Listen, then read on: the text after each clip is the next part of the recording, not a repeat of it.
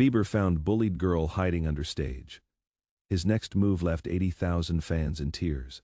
The security guard opened the maintenance door under the stage, and what he saw was about to stop the biggest concert of the year. A teenage girl crying. Alone, hiding in the darkness. But wait a minute. How did she even get there? The 18th of February 2023. Los Angeles, SoFi Stadium. Justin Bieber's Justice World Tour. 80,000 fans were screaming above. The bass was shaking the concrete, and nobody, absolutely nobody knew what was happening below. Let me tell you, the girl's name was Maya Chen. She was 16 years old, and she had bought that concert ticket with money she'd saved for 8 months. Working at a coffee shop after school, every single dollar. But here's the thing. Maya wasn't supposed to be hiding under a stage that night. She was supposed to be dead. 3 weeks earlier, the 28th of January, 2023, Riverside High School, California, Maya was sitting in the cafeteria, eating lunch alone, like always. Then someone threw a milkshake at her head. The entire cafeteria laughed. Phones came out, videos started recording, and Maya just sat there, covered in strawberry milkshake. Frozen, that video went viral, 2 million views in 24 hours. The comments were brutal. Absolutely brutal. She deserves it. Look at her face, lol. Why does she even come to school? Maya's mom found her that night in the bathroom, scissors in her hand, about to cut her wrists. Mrs. Chen grabbed the scissors. She held Maya, and she cried. The school did nothing. The principal called it bullying but took no real action. The girls who threw the milkshake got a 1-day suspension. One day, Maya stopped going to school. She stopped eating. She stopped talking. But she had that Justin Bieber ticket, the 18th of February. SoFi Stadium. Section 347, row 12, seat 8. Her mom was desperate. Maybe the concert would help. Maybe seeing Justin would give Maya a reason to keep going. The 18th of February arrived. Maya got dressed, put on makeup for the first time in 3 weeks. Her mom drove her to the stadium. But when they got to the entrance, Maya saw them. The girls from school, the ones who threw the milkshake, they were there too. In the same section, Maya's chest tightened. She couldn't breathe. Her mom was parking the car. Maya was alone. One of the girls pointed at her, started laughing, took out her phone. And Maya ran. She didn't know where she was going, just away. Through corridors, past security checkpoints, down staircases. She found a maintenance door. It was unlocked. She went through it. And there she was. Under the stage, in the darkness, she could hear Justin's voice above 80,000 people singing. But Maya was alone, crying. Thinking about those scissors at home. 20 minutes into the concert, a security guard named Marcus Rodriguez was doing his rounds. He checked the maintenance area and he found Maya. Marcus had been working stadium security for 15 years. He'd seen everything. Drunk fans, lost kids, medical emergencies. But this was different.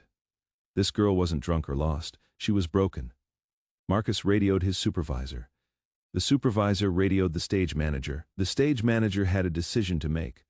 Stop the show or handle it quietly. He chose to stop the show. Justin was in the middle of performing Love Yourself when his in-ear monitor crackled. The stage manager's voice came through, urgent but calm. There was a situation. A girl under the stage. She needed help. Justin stopped singing mid-verse. The band kept playing for a few seconds, then stopped too. 80,000 people went silent, confused, worried. Justin walked to the edge of the stage. He looked down at the crew area, made a gesture. Then he spoke into his microphone. His voice echoed through the stadium. He told them there was someone who needed help, someone who was hurting, someone who came to this concert tonight because music was the only thing keeping her alive. The stadium was dead silent. You could hear people breathing. Justin said he was going to go find this person, and he asked everyone to wait. Just wait. Because some things were more important than a concert. He handed his microphone to his guitarist, walked off stage, disappeared. The crowd didn't know what to do. Some people pulled out their phones, started recording, posting on social media. Justin Bieber just stopped his concert. Something's happening at SoFi. Is someone hurt? Justin followed the stage manager down the stairs through the corridor to the maintenance area. And there was Maya, still crying. Security guard Marcus standing nearby. Justin knelt down in front of her. He didn't say anything at first. He just sat there. Then he asked her name. Maya looked up. Her eyes were red. Mascara running down her face. She couldn't believe Justin Bieber was in front of her. She whispered her name. Maya. Justin asked if she was okay. Stupid question. But he asked anyway. Maya shook her head. She wasn't okay. She would never be okay. Justin told her he understood. More than she knew. Then he did something nobody expected. He started talking about himself. About when he was 15 years old, famous. On top of the world but completely alone. About the hate comments. Millions of them. Every single day.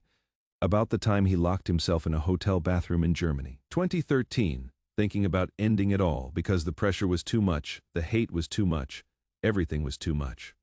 About how his mom found him. Just like Maya's mom found her, and about how music saved him. Not because it made him famous, but because it connected him to people who understood pain. Maya was listening. Really listening. Justin told her something he'd never said in public before. He'd been in therapy for 7 years, for depression, for anxiety, for suicidal thoughts. Being Justin Bieber didn't make the pain go away. It just made it more complicated. Then Justin asked Maya if she wanted to come upstairs. Not to perform, not to be on display. Just to stand with him so she'd know she wasn't alone. Maya was terrified. 80,000 people up there. But Justin promised he wouldn't make her do anything. She could just stand there behind him, where nobody could see her clearly, but where she could see them. Maya nodded. Okay, they walked up the stairs together. Justin's hand on her shoulder, security following behind. When Justin walked back on stage, the crowd erupted, screaming, cheering, crying. And behind him was Maya, wearing her hoodie, hood up, face barely visible. Justin picked up his microphone. The stadium went quiet again. He told them about Maya, not her name, not her school, just that she was 16 years old, that she'd been bullied, that she came to this concert tonight because she needed to feel less alone, and that she almost didn't make it. You could hear people gasping. Some people started crying. Justin said something that went viral within minutes. He said being kind wasn't optional. It was survival. Because you never knew who was barely holding on. That video of someone throwing a milkshake at a girl and laughing, that wasn't funny, that was attempted murder. Because words kill, actions kill, cruelty kills. The stadium was silent, completely silent. But then something unexpected happened. Someone in the crowd yelled out. "We love you, Maya," then another voice. "You are beautiful," then another and another, within seconds. Thousands of people were shouting messages, not chanting, just shouting whatever came to their hearts. Stay strong. Don't give up. We need you here. Justin stood there, letting it happen. He didn't try to quiet them down. He just let Maya hear it, all of it. Security guard Marcus, who'd found Maya under the stage, was watching from the side. He was crying, this 250-pound ex-military security guard, tears streaming down his face. Later, he'd say it was the most beautiful thing he'd ever witnessed in 15 years of stadium work. Maya's mom was in the crowd, section 347, row 12, seat 8. She'd been frantically searching for her daughter. Security had just told her Maya was okay. She was on stage. Mrs. Chen looked up and saw her daughter, standing next to Justin Bieber, in front of 80,000 people alive. She collapsed in her seat, just sobbing. The people around her held her, strangers. They didn't know the whole story yet, but they understood a mother's relief. Then Justin turned to Maya, asked if she was ready to hear something. Maya nodded. Justin started playing Lonely on his acoustic guitar. The song about isolation, about being misunderstood, about feeling like nobody cared. And as he sang, something happened. Something incredible. 80,000 people turned on their phone flashlights. The entire stadium became a sea of light. All for Maya. People started holding up signs, quickly written on pieces of paper on their phones. "You are not alone. We see you. Stay. You matter." Maya stood there behind Justin. watching 80,000 strangers telling her she mattered. She started crying again, but different tears this time. When the song ended, the crowd didn't cheer, they chanted. One word over and over. Maya, Maya, Maya. Justin had told them her name, and now 80,000 people were chanting it. Maya pulled down her hood. She waved. A small wave, the stadium exploded, screaming, crying, pure love. Justin finished the concert. But the last song was different. He dedicated it to everyone who'd ever felt invisible. Everyone who'd ever been bullied. Everyone who'd almost given up. The next morning, Maya woke up to 500,000 Instagram followers, messages from around the world, people sharing their own stories, people thanking her for staying alive. But here is what really changed everything.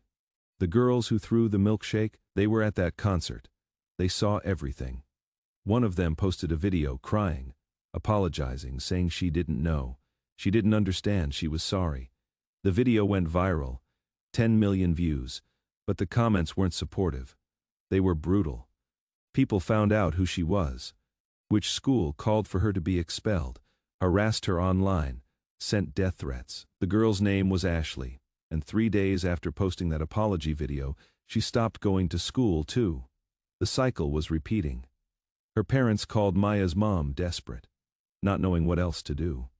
Mrs. Chen told Maya about the call. Maya was quiet for a long time. Then she said something that surprised everyone.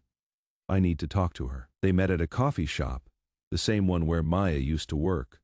Neutral ground. Ashley couldn't look at Maya. She just stared at her coffee cup, shaking. Maya didn't yell, didn't scream. She just asked one question. Why? Ashley broke down. She talked about her own pain, her dad leaving, her mom's depression. How making someone else hurt made her feel powerful, made her feel less invisible. It wasn't an excuse. Maya knew that. But it was an explanation. And you know what Maya did? She made her own video asking people to stop. She said bullying the bully didn't solve anything. It just created more pain, more hurt, more people hiding under stages. That video got 20 million views. News outlets covered it. CNN, BBC. Good Morning, America. Maya became a spokesperson for an anti-bullying organization, started speaking at schools, telling her story. Her first speech was at Riverside High, her old school, the same cafeteria where the milkshake incident happened. Walking through those doors was the hardest thing she'd ever done, harder than standing on stage with Justin. But she did it. She stood in front of 500 students and told them everything, about hiding under the stage, about wanting to die, about 80,000 strangers choosing kindness. When she finished, the cafeteria was silent.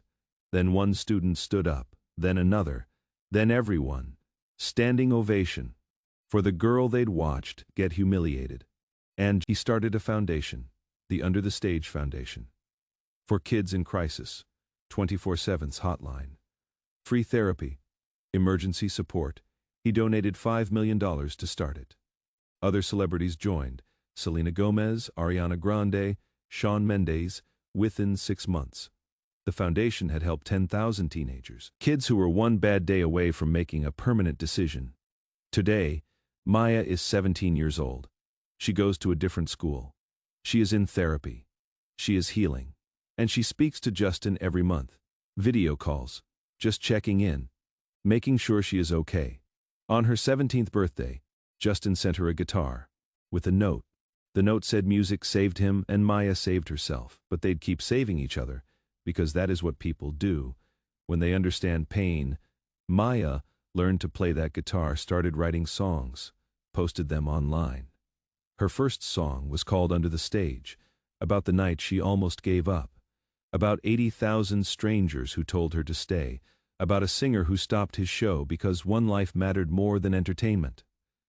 The song went viral, 50 million streams on Spotify, and the comments. They were filled with stories. Thousands of people saying they'd been under the stage too, hiding, hurting, barely holding on, but they stayed. Because Maya stayed. Because Justin stopped. Because 80,000 people chose kindness. The 18th of February 2023 started as the worst night of Maya's life. But it became the night she learned something crucial. Being broken doesn't mean being unfixable, being bullied doesn't mean being worthless, and being alone doesn't mean being unloved. Sometimes you just need someone to find you under the stage and remind you that the world above is full of light. If this incredible story moved you, please don't forget to subscribe and hit that like button. Share this video with someone who needs to know they matter.